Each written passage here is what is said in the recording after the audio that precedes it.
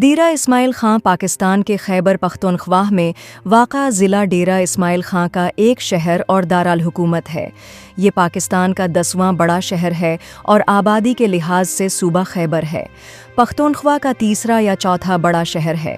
ڈیرہ اسماعیل خاں دریائے سند کے مغربی کنارے پر دریائے گومل کے سنگم پر واقع ہے۔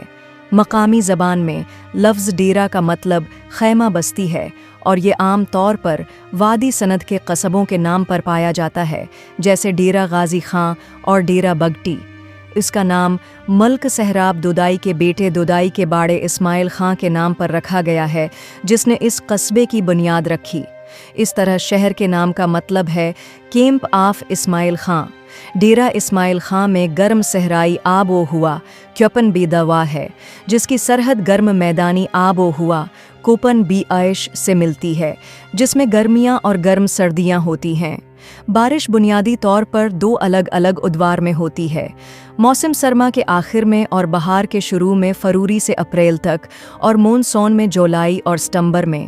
یہ صوبائی دارالحکومت پشاور کے جنوب میں 300 کلومیٹر 729 میل اور ملتان پنجاب سے 230 کلومیٹر 1400 میل شمال مغرب میں ہے۔